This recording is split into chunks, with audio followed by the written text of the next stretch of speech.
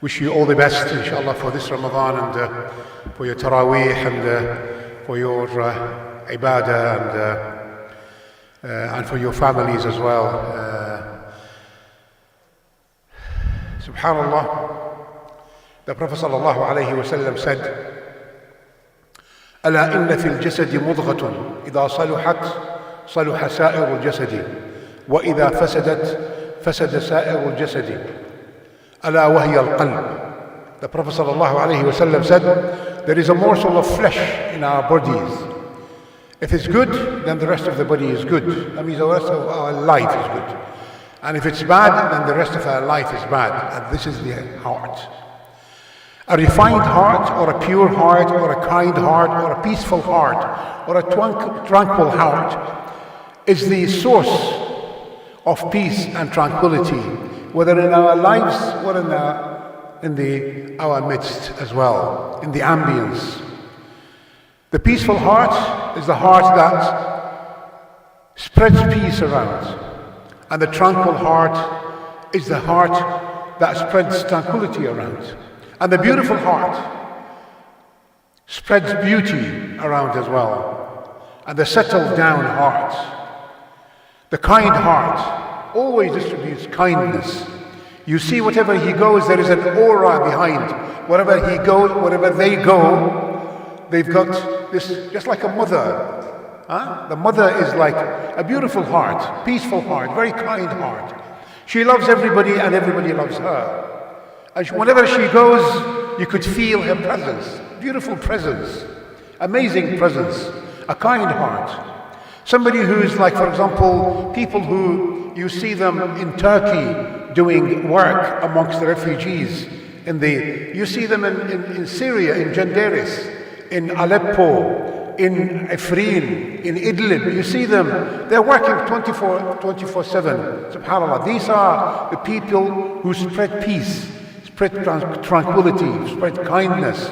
The Prophet sallallahu alayhi wa sallam said, ألا وإن في الجسد مضغة إذا صلحت صلح سائر الجسد وإذا فسدت فسد سائر الجسد. This morsel of flesh, this heart, if it's good, then everything around you is good. You can see that this person, this particular person, is an amazing person.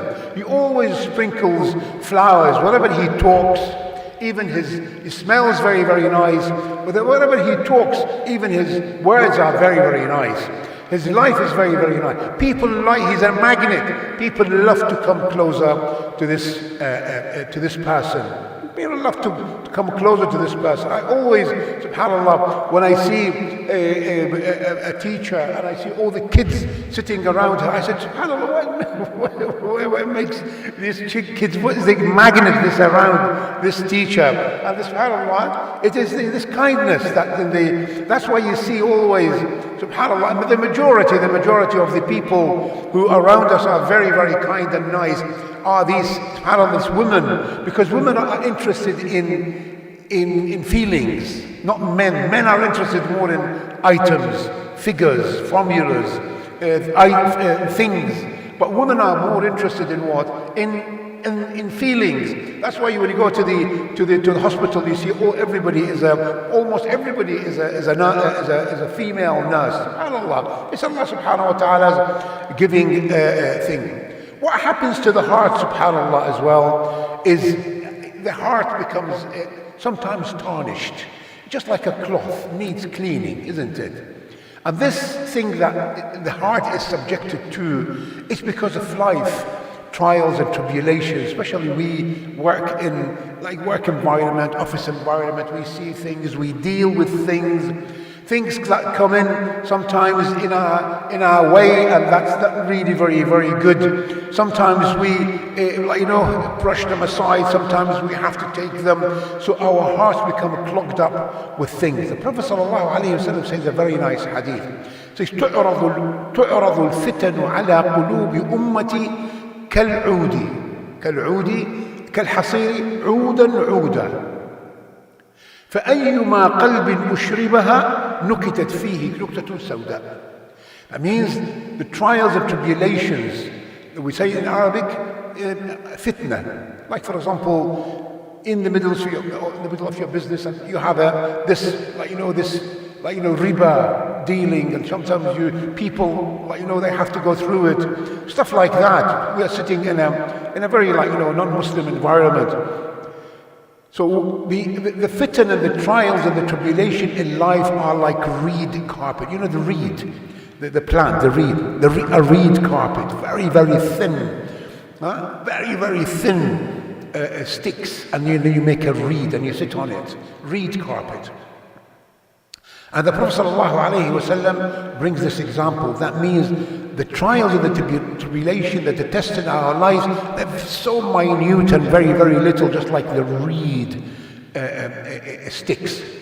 See, تعرض الفتن على الأمة على أمتي على قلوب أمتي عودا عودا, one stick by stick, just like the reed sticks, very, very thin. Sometimes you see them, sometimes you don't see them. Okay? فَأَيُّمَا قَلْبٍ أُشْرِبَهَا, the heart that will accept this fitna, it's very minute. The heart that accepts this fitna, subhanallah, there will be a black dot on the heart. And القلب الذي أشربها تنكت فيه نكتة سوداء. Okay? And then the next one, and then the next one, and then the next one. Then there will be so many black dots on the heart. Until the heart, if it really gets saturated with these black dots, becomes, as the Prophet ﷺ, even the language is a little bit harsh and brash, كالكوز مجخية, becomes كالكوز مجخية. لا يعرف معروفا ولا ينكر منكرا. What is al-kuz? Al-kuz is a pottery cup. Do you see these pottery cups? And the pottery cup is like that, and you put water and you drink in it. But if you invert it, turn it upside down, it becomes like a dome. Okay? Kal-kuzi mujakhir, i.e., it doesn't get anything inside, because it becomes what? Because inverted, and it becomes all with black dots. كالكوز مجخر لا يعرف معروفا ولا ينكر منكرا. That's it, finished. The heart becomes unable to differentiate between right and wrong. كالكوز مجخر لا ينكر منكرا ولا يعرف معروفا. On the other side, you'll see the hearts. There's another kind of heart.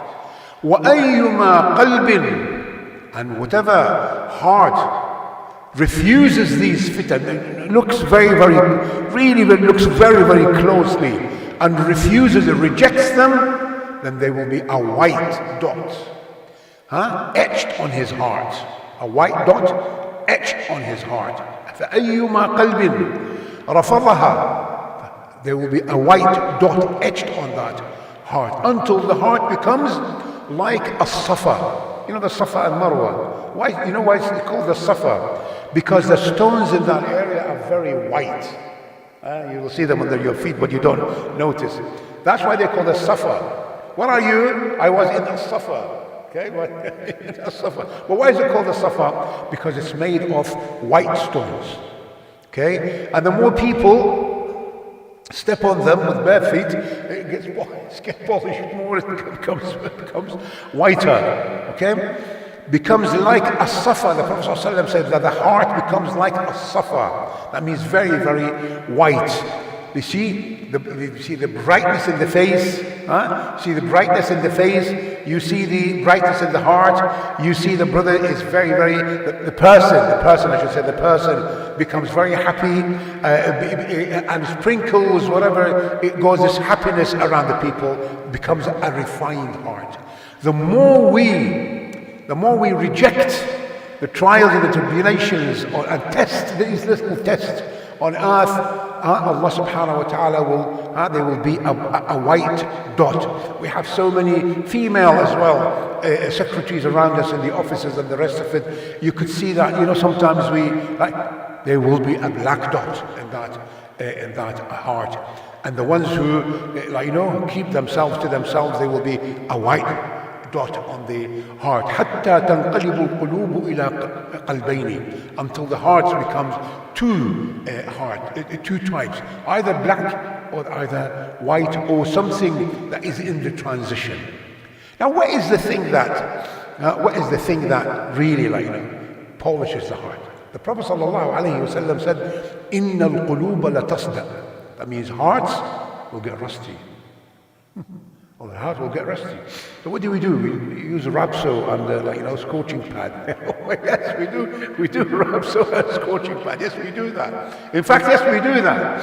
Okay? Inna al-quluba la tasda. That means the heart, tasda, becomes rusty. Becomes rusty. وَجَلَاؤُهَا, the Prophet ﷺ is to scrub it, exactly like that. جَلَاؤُهَا, that means to scrub it. How is it to scrub it? It's by the remembrance of Allah subhanahu wa ta'ala. It's by dhikrullah. It's by istighfar. It's by dhikrullah. The more you make istighfar, the more you exercise cleaning, cleaning. It's like a dish cleaning. You're cleaning the dishes. You're washing the dishes. It's just like that with a scorching pad. And the deeper, then you have to make deeper istighfar. Subhanallah. وَإِنَّ جَلَاؤُهَا الْإِسْتِغْفَارِ. And the cleanliness of the heart is by istighfar. Not just that, istighfar as well is to be beneficial to the community. Is to be beneficial to the people who are in desperate need. If you rub on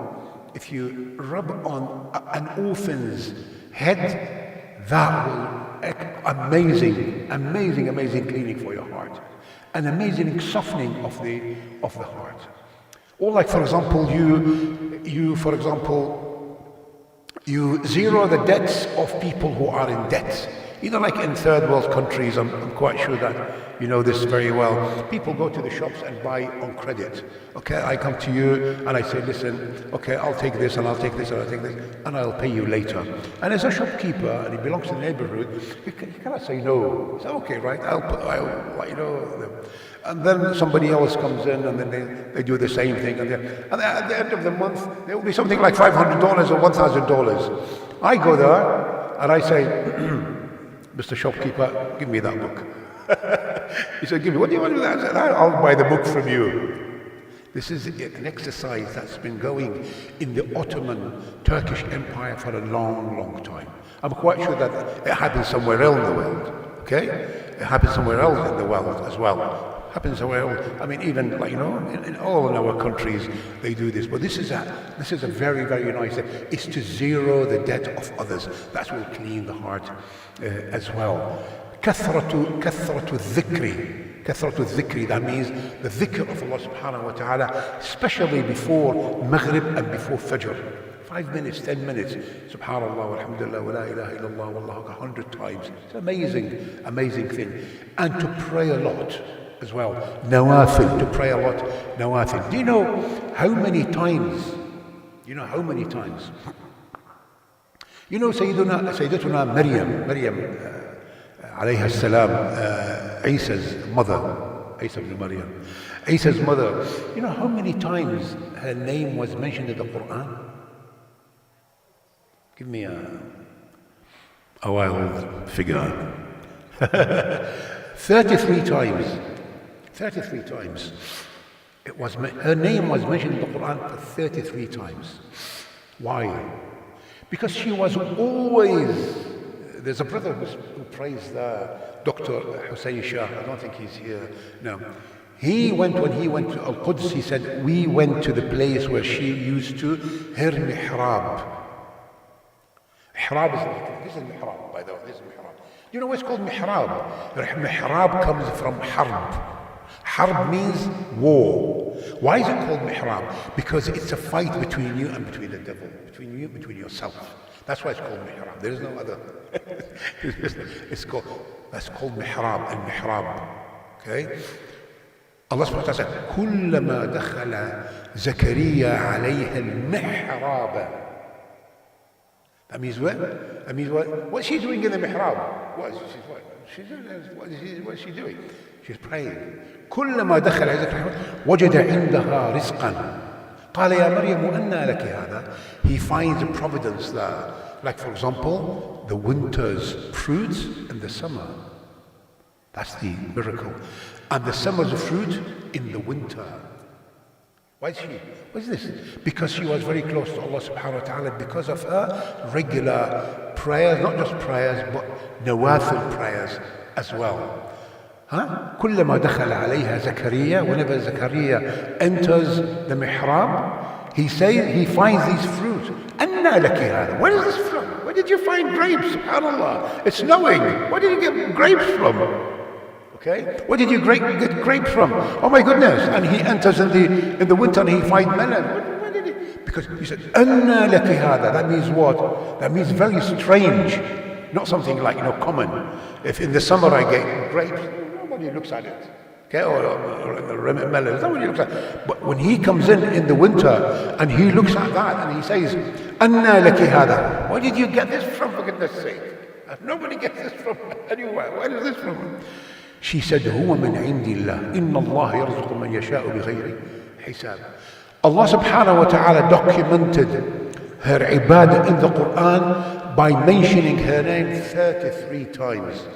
You know what does that signify? Is how many sujood do we make during the day? We make sujood in our 5 regular prayers 33 times. 33 times.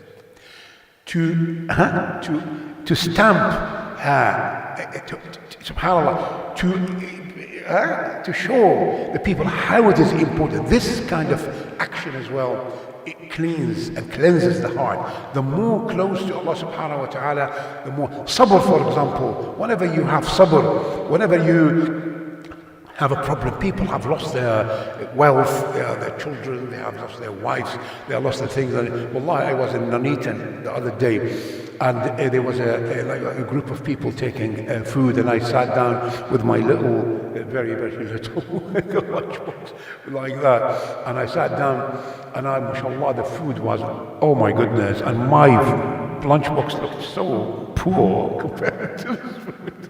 And I left it and I started eating these Indian brothers' food. So nice, mashallah, it was pink, like that. And I went and sat by the door where our buckets and things, and somebody came in and gave me the bucket and gave me the little lunchbox that I left, and brought me some they call it sharbat, they call it. It's pink drink. And they gave me sharbat and things. And he just stayed there and looked at me. And I drank. I said, he wants to check that I like it or not. And subhanAllah, this man suddenly said, I am unwell. He said, I am unwell. I'm very, very unwell. I said, subhanAllah, ya akhi, he said, my name is Sayyid Ahmed. I said, okay. He said, I'm very unwell. He lost his wife. And his wife for 14, 15 years, she had brain damage. And he looked after her, and he looked after his 2 children. His 2 children both of them are at university. At university, subhanAllah.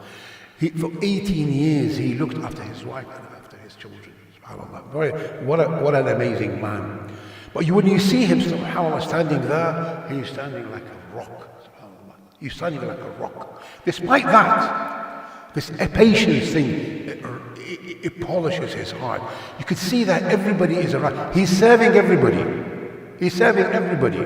He says, I'm going there to prepare the bed. I'm preparing that to prepare this because they've got guests and the rest of it. SubhanAllah. These actions made him what? Made him a center. It made his heart is a source of goodness, source of love, source of mercy, that people love to what? To come to this man for things. Barakallahu fikum, ahsanallahu ilaykum, jazakumullah khair. I'm quite sure that you know a lot of other ways to polish the hearts. I wish you all the best for this Ramadan and for many, many to come, and for your loved ones as well. Enjoy your ibadah, enjoy your iftar as well, and enjoy your fasting. There's still time, inshallah. Barakallahu fikum, ahsanallahu ilaykum. Subhanakallah wa bihamdika. Subhanallah.